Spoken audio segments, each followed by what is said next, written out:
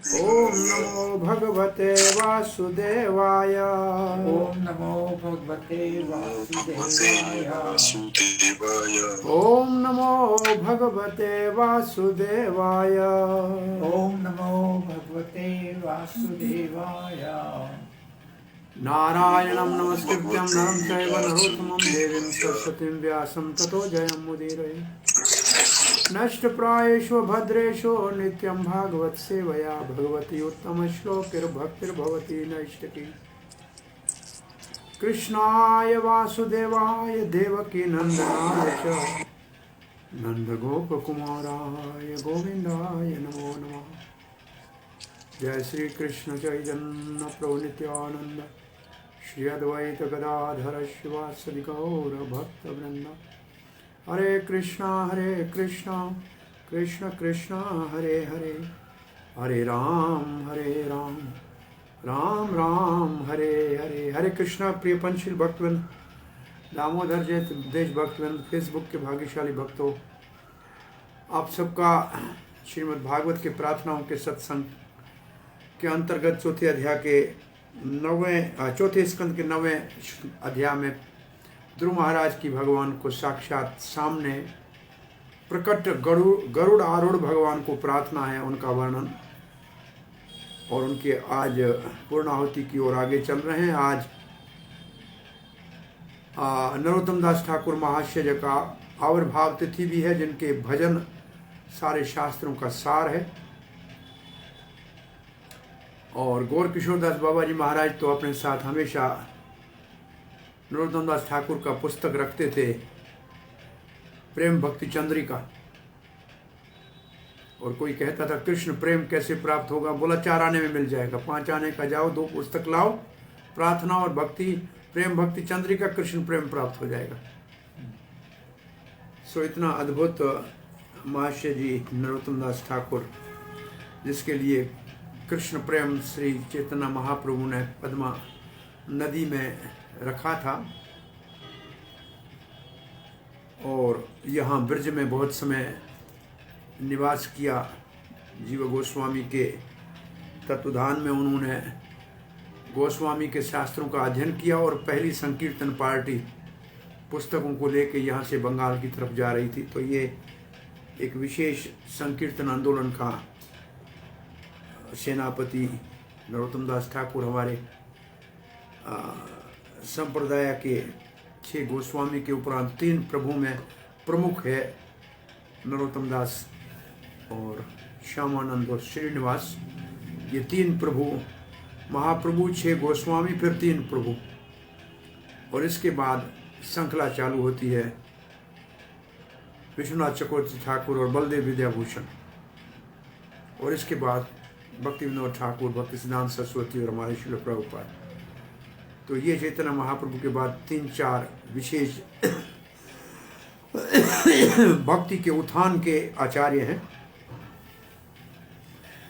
आज हम 16वें श्लोक का पाठ करने जा रहे हैं, जिसमें ध्रुव महाराज 3 श्लोकों में भगवान के स्वरूप का वर्णन करके अब जो ज्ञानी भगवान को भक्ति के साथ ज्ञान युक्त ब्रह्म के रूप में देखते हैं, उनकी अनुभूति का वर्णन कर रहे हैं। यस्मिन् वृद्धगतयो हि अनेशं पतन्ति विद्याद्यो विविध शक्त्यै अनुपूर्व्यात् विद्याद्यो विविध शक्ति अनुपूर्व्यात् तद्ब्रह्म विश्वभवम् एकम् अनन्तम् आद्यम् आनन्दमात्रम् अविकारम् अहम प्रपद्ये, मैं शरण लेता हूँ। प्रपद्ये परपना मतलब शरण लेना। मैं शरणागत हूँ किसके? आनंद मात्रम, जो आनंद मात्र है। कौन है आनंद मात्र? ब्रह्म, तद ब्रह्म, उस ब्रह्म को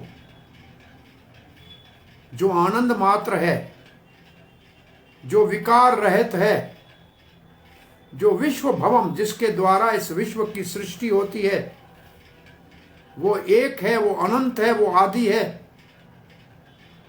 उसका मैं शरण लेता हूं। उसमें क्या है? यस्मिन विरुद्ध गतयो, उसमें विरुद्ध सब बातें दिखती हैं। अनीशन पतति, और पूर्ण रूप से वो जो है निरंतर। हरे कृष्णा कृष्णा कृष्णा हरे हरे, हरे राम राम राम हरे हरे। हरे कृष्णा कृष्णा कृष्णा हरे हरे, हरे राम राम राम हरे हरे। हरे कृष्णा कृष्णा कृष्णा हरे हरे, हरे राम राम राम हरे हरे। हरे कृष्णा कृष्णा कृष्णा हरे हरे, हरे राम राम राम हरे हरे। हरे कृष्णा। नेट प्रॉब्लम जियो बहुत कम है आज, यहाँ लोड इसके ऊपर ज़्यादा लगता है।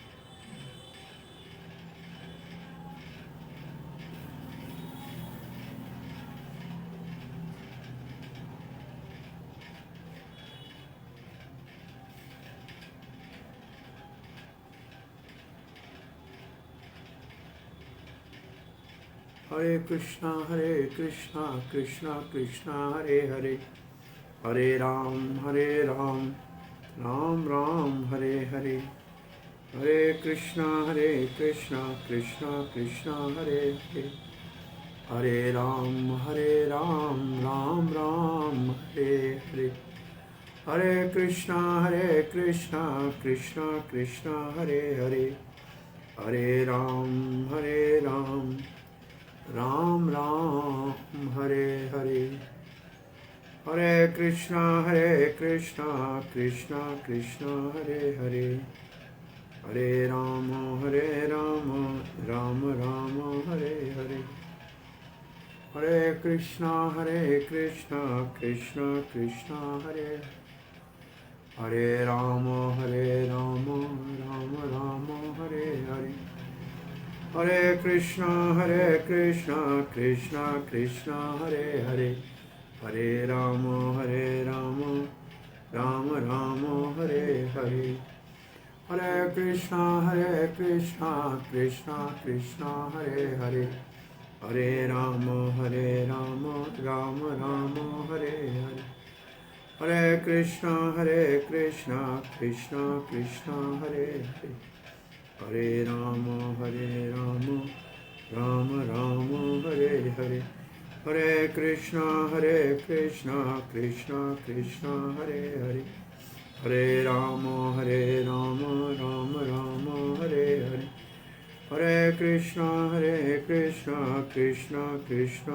हरे, हरे राम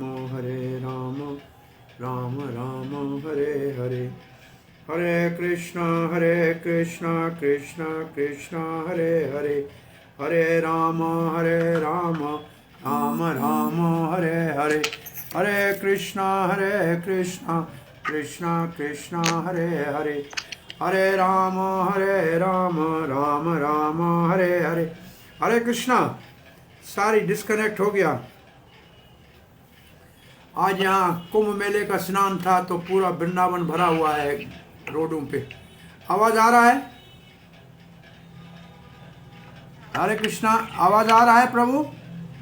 हाँ जी प्रभु जी, आ रही है। ओके। सो ऐसे भगवान को प्रणाम कर रहे हैं। कैसे भगवान को प्रणाम कर रहे हैं? ब्रह्म के रूप को। तो इस श्लोक का अनुवाद पढ़ते हैं। आपसे ही विद्या अविद्या आदि विरुद्ध गति वाली अनेक शक्तियां निरंतर धारावाहिक रूप से प्रकट होती रहती हैं। तो ये है पहली दो लाइन का अर्थ। श्रीधर स्वामी लिखते हैं, आपसे ही विद्या अविद्या। प्रभु जी फिर कट रही है आवाज। आवाज तो अभी है, अभी यार नहीं आ रही है तो नेट का प्रॉब्लम है। ये बहुत रश है। आ रहा है कि नहीं? आपसे ही विद्या अविद्या आदि विरुद्ध गति वाली अनेक शक्तियां निरंतर धारावाहिक रूप से प्रकट होती रहती हैं। आप जगत के कारण अखंड, अनादि, अनंत, आनंदमय निर्विकार ब्रह्म स्वरूप है। मैं आपको नमस्कार करता हूं, मैं आपकी शरण लेता हूं। ब्रह्म रूप से ज्ञात उन्हीं भगवान को नमस्कार ध्रुव जी इस श्लोक के द्वारा कहते हैं। आपसे ही विरुद्ध मति वाली विद्या अविद्या आदि अनेक शक्तियां अकस्मात उत्पन्न होती रहती हैं। आप ही संपूर्ण जगत के कारण हैं, अखंड हैं तथा अनादि हैं। तो ये ब्रह्म स्वरूप को वर्णन किया जा रहा है। तो आइए श्रील प्रभुपाद जी के भाव और चक्रवर्ती पाद के भाव को देखते हैं। हे भगवान, प्रभुपाद जी लिखते हैं, आपका जो ये निराकार ब्रह्म स्वरूप है उसमें हमेशा विरुद्ध प्रकार की शक्तियों का आभास होता रहता है, विद्या और अविद्या दोनों का। आपकी शक्तियां अनेक है, अनंत है और निरंतर धारावाहिक रूप से प्रकट होती रहती है। और आप अखंड हैं, अनादि है, निर्विकारी हैं और आनंद स्वरूप है और इस जगत भौतिक जगत के कारण है।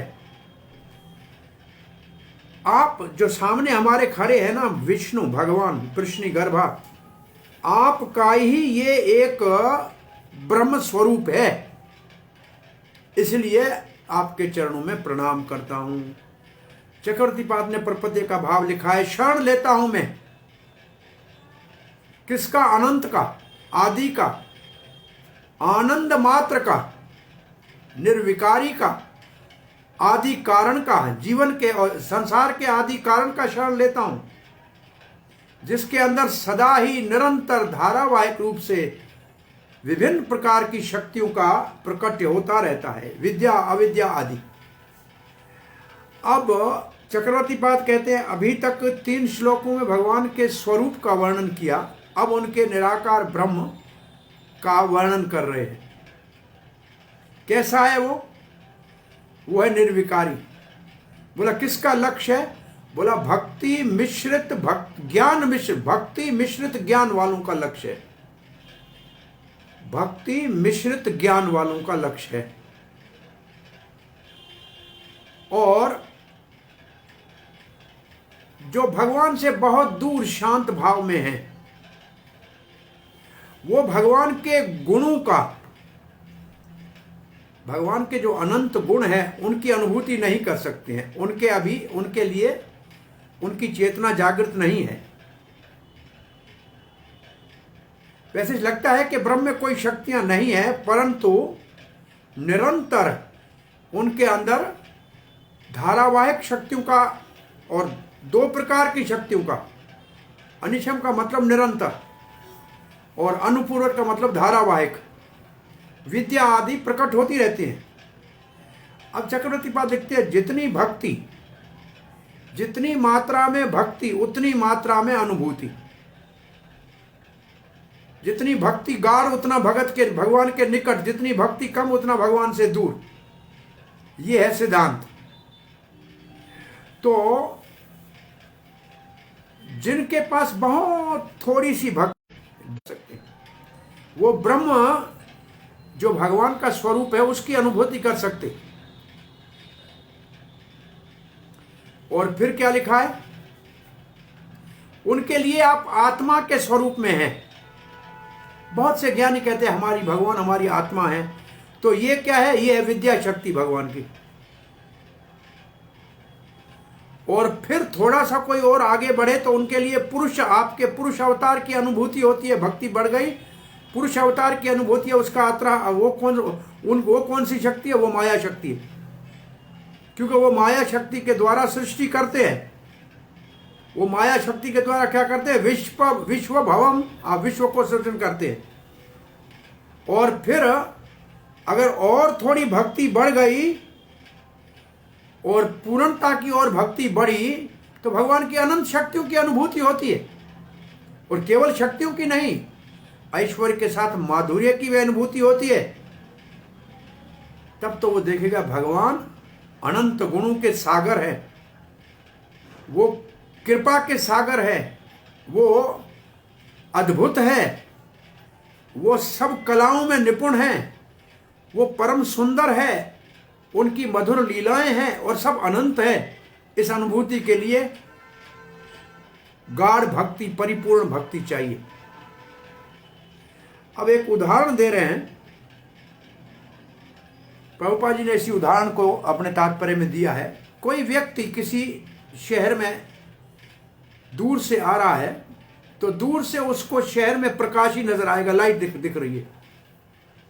थोड़ा और निकट आएगा तो कुछ घर नजर आएंगे, कुछ बड़ी बिल्डिंगें नजर आएंगी, और थोड़ा नजदीक आएगा तो उसको हर जो है घर, अलग अलग घर के अंदर और घर के बाहर सुंदर से बने हुए चित्र नजर आएंगे, और शहर में प्रवेश कर दिया तो सब जगह उद्यान देखेगा, बगीचे देखेगा, नए सरोवर देखेगा। तो दूर से तो लाइट देख रहा था, लेकिन नगर में आ गया तो सब कुछ दिखा। ऐसे जो ज्ञान के मार्ग में जाते हैं, थोड़ी भक्ति है, वो दूर से केवल भगवान का प्रकाश ही देखते हैं। जितनी भक्ति बढ़ती उतने निकटता को प्राप्त करते हैं। इसके ऊपर एक श्लोक भी दिया है, शिशुपाल वध जो भगवान श्री कृष्ण के द्वारा हुआ है, उसमें नारद जी कहते हैं, दूर से श्री कृष्ण को देखा तो प्रकाश लग रहा था, थोड़ा नजदीक आया तो लगा था कोई आकृति है, और नजदीक आया तो श्याम सुंदर दिखाई दिया। तो दूर से तो देखते हैं तो प्रकाश ही नजर आता है। तो ये शक्तियां क्या है? ये विरुद्ध शक्तियां हैं। ज्ञान है तो अज्ञान है, विद्या है तो अविद्या है। अविद्या से क्या होता है भगवान का पता ही नहीं लगता है। विद्या से आत्मा की अनुभूति होती है। सृष्टि करते हैं फिर संहार करते हैं, ये दोनों ही शक्तियां हैं। सृष्टि शक्ति है और संहार शक्ति है, तो ये दोनों एक दूसरे के विरुद्ध है। और जन्म होता है, भगवान का प्रकट होता है, अप्रकट होता है। भगवान कहीं तो अनंत लीलाएं करते हैं और कहीं बिल्कुल शांत भाव में होते हैं, तो कहीं कुछ नहीं करते हैं, सब कुछ करते हुए दिखाई देते हैं। भगवान आत्माराम होते हुए भी भक्तों से बहुत स्नेह करके और अर्जुन के रथ के सारथी बन जाते हैं। तो ये सारी भगवान की कैसे अचिंत्य शक्तियां काम करती है, ये इसकी अनुभूति है। और श्रील प्रभुपाद लिखते हैं, ब्रह्मा संहिता में लिखा है कि ब्रह्म जो है वो भगवान का, किसका? गोविंद के सच्चिदानंद विग्रह का अनंत प्रकाश है। और उसी प्रकाश के अंदर जैसे सूर्य आकाश में है, सब जगह प्रकाश है, लेकिन उस प्रकाश में कहीं कोई बादल आ जाए, जहां बादल की छाया होती है, उतना ही भौतिक जगत के सारे ब्रह्मांड, इसी ब्रह्म तेज के अंतर्गत इतने सारे लोक हैं, अनंत कोटि ब्रह्मांड है। कहां है? ये ब्रह्म में है। ब्रह्म के प्रकाश, सूर्य के प्रकाश के ऊपर कहीं बादल आया, अगर मानो बादल इस वक्त वृंदावन में है तो ये बादल जरूरी नहीं है कि अहमदाबाद में हो। तो ऐसे ब्रह्म ज्योति सर्वत्र है, परंतु जहां उसके ऊपर महत्त्व का बादल आता है वहां सृष्टि होती है। तो जितने ब्रह्मांड है सृष्टि के, वो ब्रह्म ज्योति में है। परंतु इन सारे ब्रह्मांडों का आदि कारण ब्रह्म ज्योति नहीं है, इसके पीछे जो परम पुरुष भगवान है वो है। ब्रह्म तो उसका प्रथम देखने में आने वाला कारण है भौतिक सृष्टि का, परंतु अंततः कद्वा आदि कारण भगवान है। ध्रुव महाराज इसलिए भगवान को शरणागत होकर आदर पूर्वक प्रणाम कर रहे हैं। वो इस ब्रह्म की अनुभूति, कैसा है ब्रह्म? ये आनंद स्वरूप है। ये बहुत बड़ा ब्रह्म आनंद, बहुत अति उत्तम आनंद है। संसार का आनंद तो उसके सामने तुच्छ है। अब प्रभुपाद जी चक्रवर्ती पाद के इसी भाव को देते हैं कि विश्वनाथ चक्रवर्ती पाद कहते हैं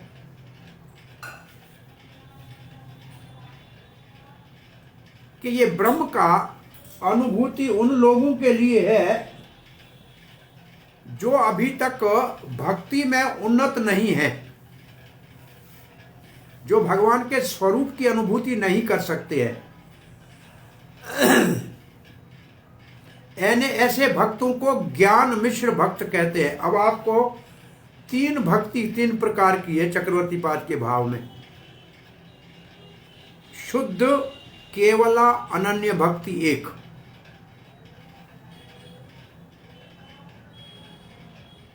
दूसरी है मिश्रित प्रधानीभूता भक्ति।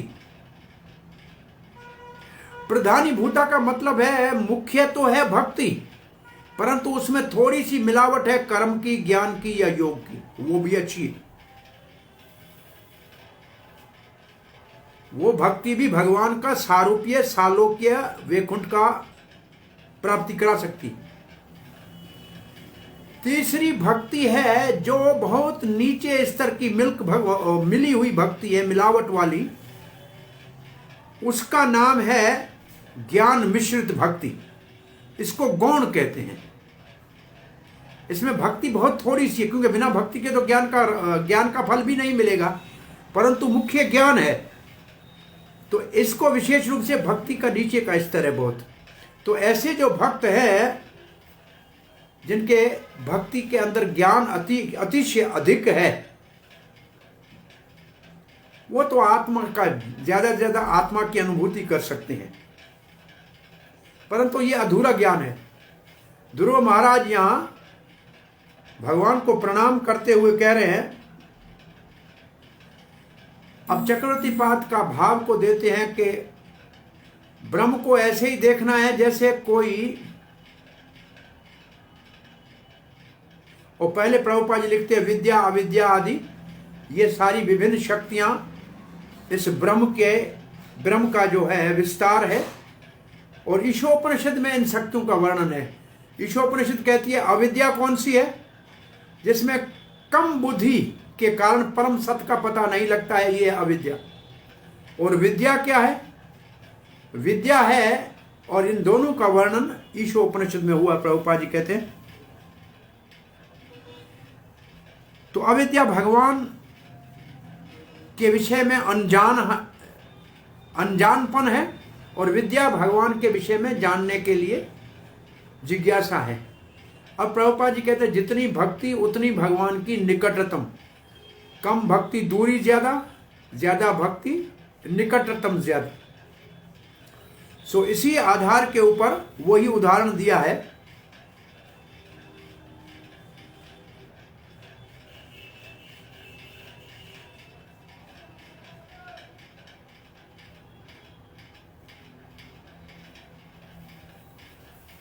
कि वो दूर से नगर को देखेगा तो लाइट नजर आएगी, बाकी अंदर सब नजर आएगा।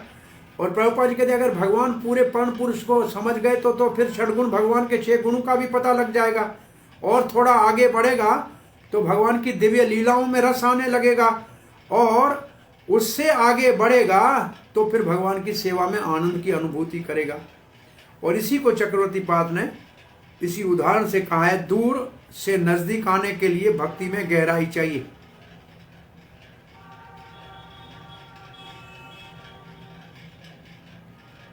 जब नगर में प्रवेश करेगा तभी संतुष्ट होगा। इसका अर्थ है जब हम भगवान के गोलोक धाम में प्रवेश करेंगे और जब भगवान का सानिध्य, भक्तों का सानिध्य प्राप्त करेंगे, तभी हमारे जीवन की यात्रा परिपूर्णता को प्राप्त करेगी।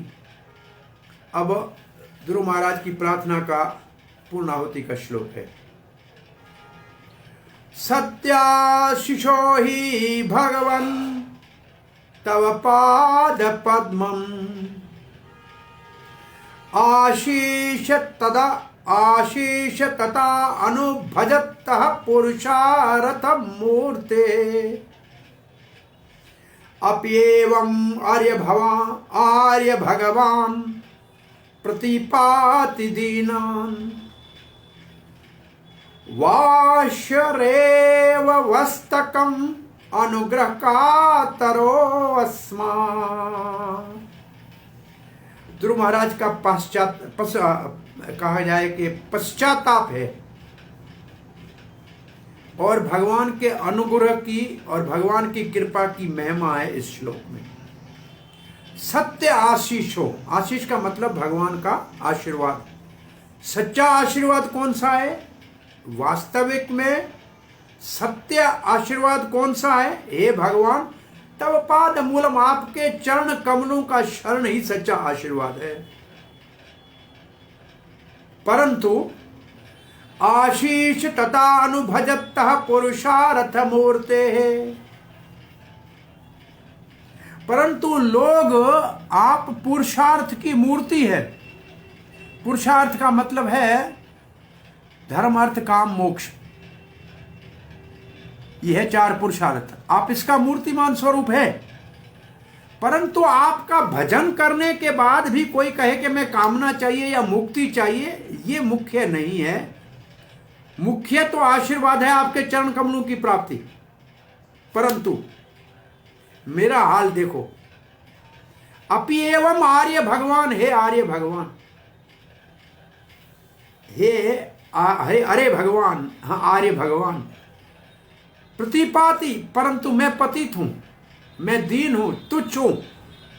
पितामह के महान राज्य मांगने के लिए आया था, तुच्छ संसार का भोग मांगने के लिए आया था। परंतु आप कैसे हैं? वाशरेव, वाशरेव कहते हैं वत्सला गाय को। वो गाय जिसने अब नए नए जात बच्चे को जन्म दिया है उसको कहते हैं वाशेरा, वाशरेव, वाशरेव, ये है वत्सला गाय। और वत्सम का मतलब उसका बच्चा। जैसे गाय बच्चे में आसक्त होती है, उसको अमृत पिलाती है और उसको अनुग्रह कात्रो, और अनुग्रह करके उसकी रक्षा करती है कि कोई छोटे से बालक बछड़े को कोई पशु हानि न पहुंचा दे। ऐसे आप हम जैसे दीन तुच्छ संसारी राजपाट के भोग मांगने वाले के ऊपर भी कृपा करते हैं। ये असली आशीर्वाद नहीं है। असली आशीर्वाद तो आपकी प्रेमा भक्ति है। ये है इस श्लोक का भाव। इसमें ध्रुव महाराज का पश्चाताप है। ये अध्याय के अंदर ध्रुव महाराज के आगे और भी अधिक भाव है, जिसमें वो मेरे ख्याल 6 श्लोकों में वो वर्णन कर रहे हैं कि मैंने गलती कर दी, मैं भगवान का दर्शन किया, मेरी इच्छा तो पूरी हो गई, मुझे राज तो ब्रह्मा से भी बड़ा मिल गया, जिसकी सप्त ऋषि परिक्रमा करते हैं और सारे ग्रह परिक्रमा करते हैं, उनके बीच में पूजित ध्रुव लोक मिला। परंतु मैं संतुष्ट नहीं हूं। क्यों नहीं हो संतुष्ट? ये प्रश्न पूछते हैं विदुर जी आगे इस अध्याय में। तो इस श्लोक का भाव श्रीधर स्वामी जी लिखते हैं, हे भगवान, जो लोग आपको परम आनंद मूर्ति समझकर आपका भजन करते हैं, उनके लिए राज्य आदि की प्राप्ति की अपेक्षा आपके चरण कमलों की प्राप्ति ही सच्चा फल है। अब इसका अर्थ समझ में क्या है? आप है आनंद मूर्ति, पुरुषार्थ के आनंद की मूर्ति। प्रभुपाद जी लिखेंगे 5वां पुरुषार्थ ही चैतन्य महाप्रभु कहते हैं वास्तव में पुरुषार्थ है, और वो है प्रेम। 4 पुरुषार्थ को तो भागवत में कैतव धर्म कहा गया है। कैतव का मतलब धोखे में डालने वाला, लुभाने वाला धर्म है। 5वां पुरुषार्थ ही भागवत का मुख्य उद्देश्य है, और वो कौन सा है? प्रेम भक्ति। और वो प्रेम भक्ति भी कौन सी? तब नारद जी कहते हैं वो प्रेम भक्ति है जैसे गोपियों ने कृष्ण के साथ प्रेम किया, वो प्रेम भक्ति। तो ध्रुव महाराज कहते हैं आप आनंद मूर्ति का भजन करे तो फिर राजपाठ मांगे वो मूर्खता है। मुख्य रूप से उसका फल तो है आपके चरण कमल। हे भगवान, यद्यपि ऐसी स्थिति है, फिर भी जिस तरह गौ अपने तुरंत के जन्म में बछड़े की दूध पिलाती है और वृक, वृक का मतलब ये जो कहा जाए, क्या कहते हैं, वुल्फ, कोई भेड़िया आदि आके उसको क्षति न पहुंचाए, रक्षा भी करती है। उसी तरह आपने भक्तों पर कृपा करने के लिए सदा व्याकुल रहने वाले आप मुझ जैसे सकाम जीवों की भी कामना पूर्ण करने के लिए आप उनकी संसार भय से रक्षा करते हैं। तो यहां ध्रुव महाराज जैसे बछड़ा और भगवान वत्सला गाय, भगवान ने दर्शन देके अपने अमृत मूर्ति का दर्शन कराया, ये हुआ गाय का दूध पिलाना। और ध्रुव महाराज की रक्षा की किससे? संसार के जन्म मृत्यु के भय से। कराएंगे 36,000 साल तक राज, फिर ध्रुवलोक में देंगे। और एक बार ब्रह्मा जी घूमते हुए ध्रुवलोक में, सॉरी, नारद ऋषि ध्रुवलोक में घूमते हुए चले गए कि अपने शिष्य को देखूं कैसे प्रसन्न है। बोला, आंखों से आंसू धाराएं बह रही थी ध्रुव महाराज की। उठ के प्रणाम किया। नारद जी ने कहा, कैसे बालक ध्रुव वत्स? बोला, आप जैसा गुरु मिला, साक्षात भगवान का दर्शन हुआ, फिर भी संसार के राज की कामना करके कितनी मैंने मूर्खता की। हीरा मिला और मैं टूटे हुए कांच के टुकड़ों के पीछे भाग रहा था, इसलिए मेरी आंखों से धारावाहिक आंसू बह रहे हैं कि मैं गलती की, मैं बच्चा था, मैं समझ नहीं पाया कि मुझे क्या मांगना चाहिए था। तो आज भी ध्रुव लोक में आंसू बहा रहे हैं। श्रीधर स्वामी लिखते हैं, सकाम भजन से मोक्ष की प्राप्ति होती है।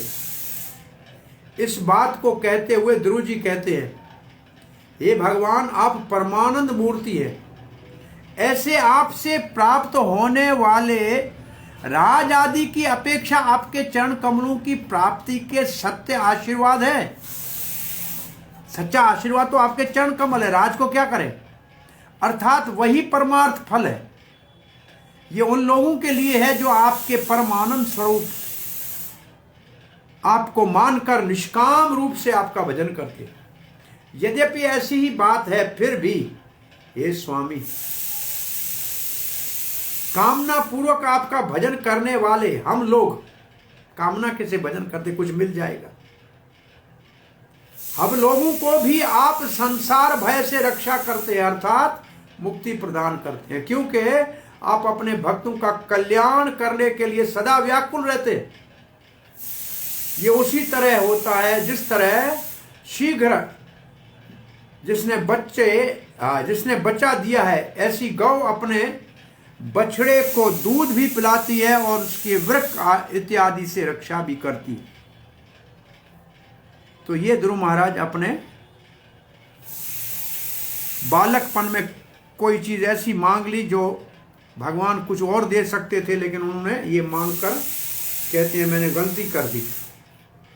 परंतु आप फिर भी दयालु हैं, आपने हमारा रक्षण किया, दर्शन दिया। श्रील प्रभुपाद जी लिखते हैं, आप है वरदाता परम पुरुष भगवान, इसलिए जो आपकी पूर्ण रूप से भक्ति में है उनकी कोई इच्छा नहीं है, केवल आपके चरण कमलों का शरण चाहता है। और वो उत्तम है किससे? ये संसार का राजपाट मांगने की इच्छा करने से वो महान है। यही तो आशीर्वाद है कि आपके चरण कमल मिले। क्या संसार का कोई सुख मिले ये आपकी आशीर्वाद मांगना चाहिए? नहीं। मुझ जैसा अज्ञानी बालक, उसके ऊपर भी आपने करुणा कृपा की है। जैसे गाय नवजात बच्चे को दूध पिला के रक्षा करती है, ऐसे आपने मुझे अपना अमृतमय दर्शन करा के और भव सागर से भय से मुक्त कर दिया। चक्रवर्ती पाद लिखते हैं, भगवान कह रहे हैं, ए छोटे बालक, ये ठीक है, सच है, आप मेरे स्वरूप को जानते हैं। अभी आपके हृदय में कोई भौतिक इच्छा नहीं है, मैं जानता हूं, क्योंकि मेरा दर्शन हो गया। यही तो भगवान की भक्ति में की विलक्षणता है। जाओ भौतिक इच्छा से, भगवान भौतिक इच्छा पूरी करने से पहले हृदय को ही शुद्ध कर देते हैं। उस इच्छा की कामना ही समाप्त हो जाती है, भोग का विचार ही समाप्त हो जाता है। भगवान कहते हैं, हे बालक ध्रुव, ये सत्य है, आप मेरा स्वरूप जान गए और ये अभी अब आप निष्काम हो गए, कोई कामना नहीं है। परंतु मैं निश्चित रूप से, जैसे आपने पहले मुझसे पितामह से महान राज्य मांगने की इच्छा की थी, मैं वो आपको दूंगा। ले लो, तुम्हारे लिए ध्रुव लोक बनाया है। ध्रुव महाराज कहते हैं, मैं मूर्ख था भगवान, मुझे तो आपका मधुर प्रेम भक्ति चाहिए। अब बुद्धू ये कह रहा है, आपके चरण कमल ही आशीर्वाद है, यही परम लक्ष्य है, यही परम लाभ है, यही परम जो है रिजल्ट है। राज आदि की आशीष कोई विशेष आशीर्वाद नहीं है, क्योंकि छूट जाएगा। जो चीज छूट जाए उसको उसकी वरदान क्यों मांगना जो समाप्त हो जाए।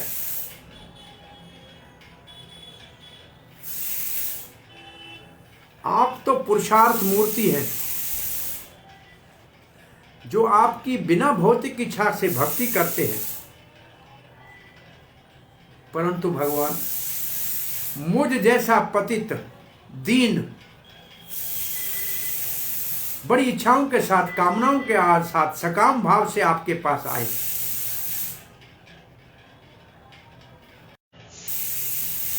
क्या इसका कारण है? ऐसे आपने क्यों किया?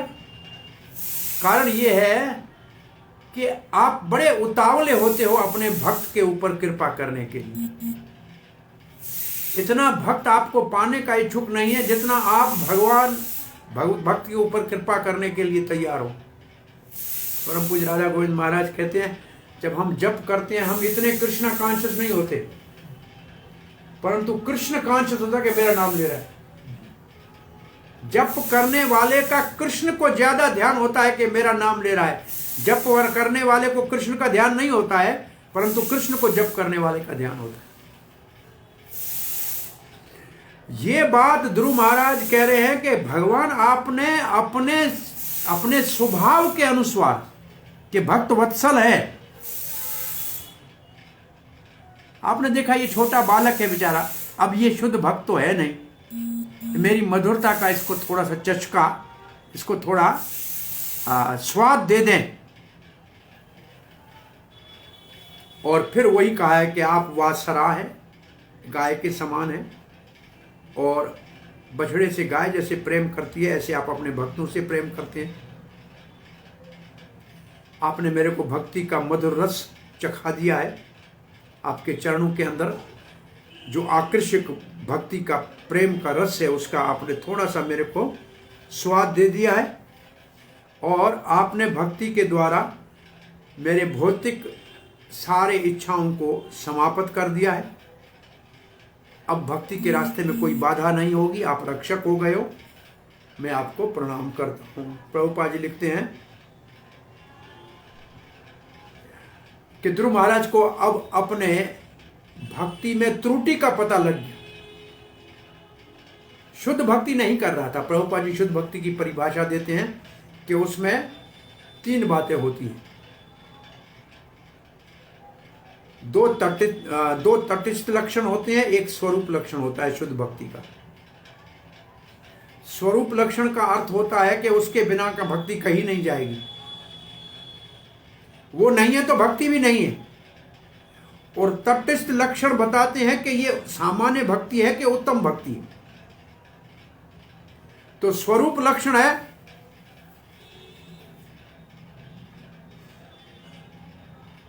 अनुकूल्येन कृष्ण अनुशीलनम।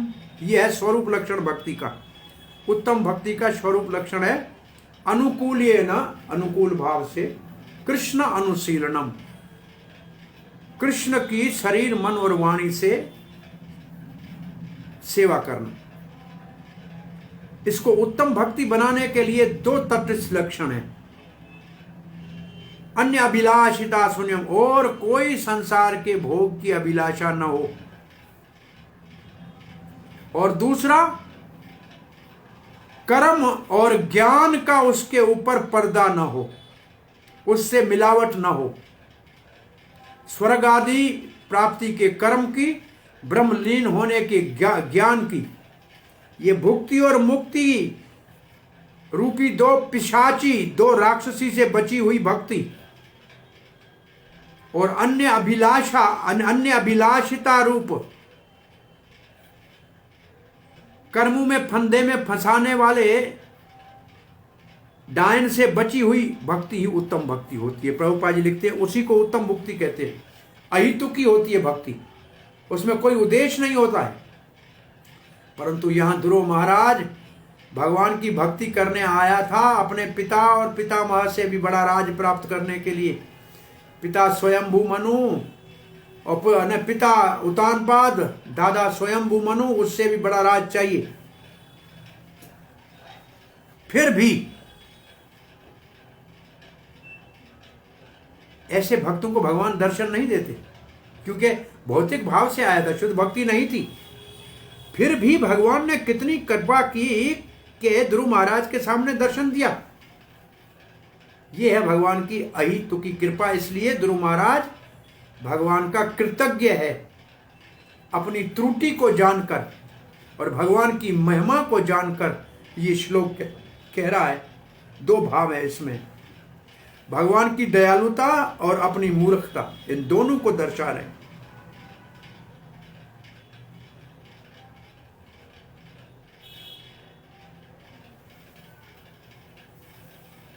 श्रील प्रभुपाद लिखते हैं भगवान इतने दयालु है, न केवल भक्त की इच्छा पूरी करते हैं, और इच्छा उसकी अज्ञान के कारण है, उस इच्छा को तो पूरी करते हैं,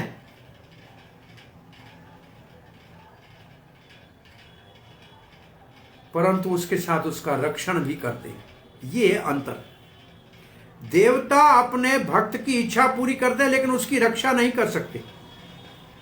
ब्रह्मा जी ने हिरण्याकशिपु की इच्छा पूरी की, वरदान मांगे वो दे दिए, लेकिन रक्षा नहीं कर पाए।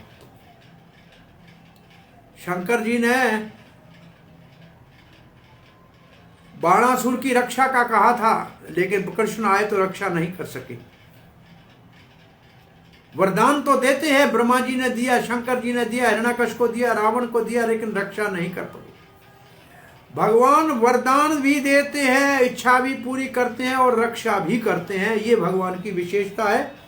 और इसी के साथ प्रभुपाद जी गाय का पुनः उदाहरण दे रहे हैं। और प्रभुपाद जी आगे लिख रहे हैं,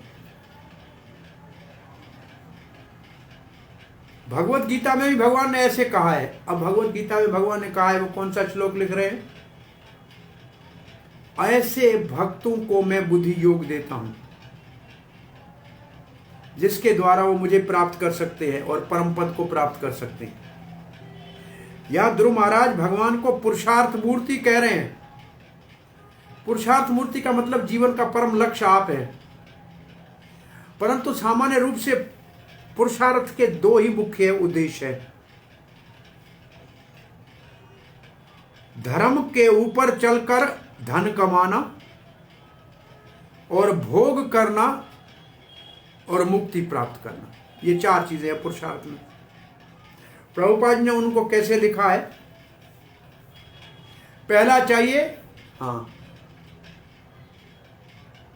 धर्म का पालन करेगा। क्यों करेगा? क्योंकि भौतिक भोग चाहिए, आशीर्वाद चाहिए। प्रार्थना करेगा अपने इंद्रियों की तृप्ति के लिए, कामना के लिए। और जब कामना से हताश हो जाएगा, इच्छाएं कब तक चलेगी, पूरी होंगी, तब वो मुक्ति के लिए प्रार्थना करेगा। संसार के से संकट से मुक्त होना चाहेगा। ये सारे ही पुरुषार्थ कहलाते हैं। ये चार चीजें हो गई, धर्म अर्थ काम मोक्ष। परंतु ये परम लक्ष्य नहीं है। ये पुरुषार्थ मूर्ति भगवान को प्राप्त करने का परम लक्ष्य नहीं है। प्रभुपाद जी लिखते हैं ये परम, वास्तव में परम लक्ष्य नहीं है। परम लक्ष्य है पंचम पुरुषार्थ, जो भगवान श्री चैतन्य महाप्रभु ने कहा है, सिखाया है। जिसमें भगवान से ये नहीं मांगने की आवश्यकता है कि धन दो, पद दो, प्रतिष्ठा दो, मान दो, सम्मान दो, ओ न धनम न जनम न सुंदरम, ये नहीं चाहिए सब। क्या मांगे? भगवान की अहितु की भक्ति। और अब ध्रुव महाराज अपनी इच्छाओं को जानते थे कि भौतिक चीजों के लिए मैंने भक्ति की थी, मैं पथभ्रष्ट हो गया था भौतिक इच्छाओं के कारण, परंतु अब भगवान आपने कृपा की है, अब मुझे भक्ति दीजिए, ये भाव है। मैत्रेय जी कह रहे हैं,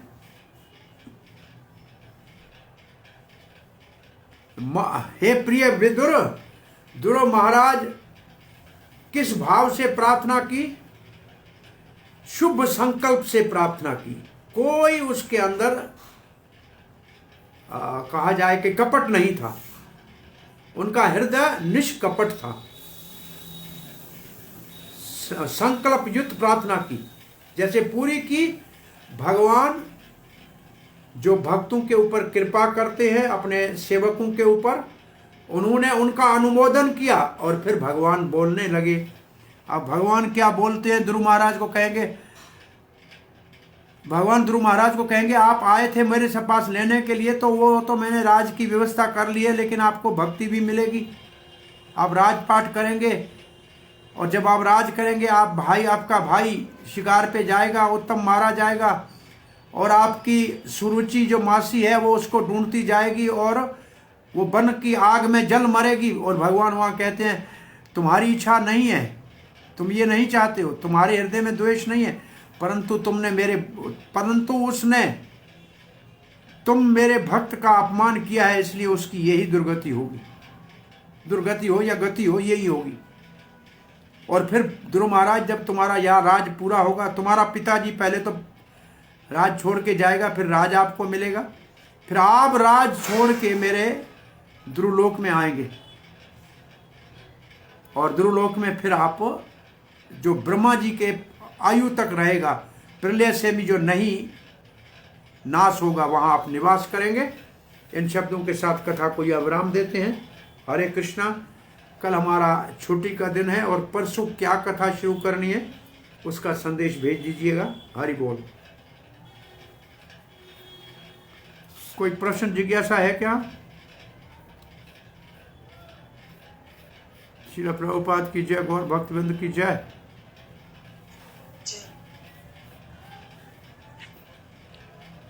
ओके, हरि बोल।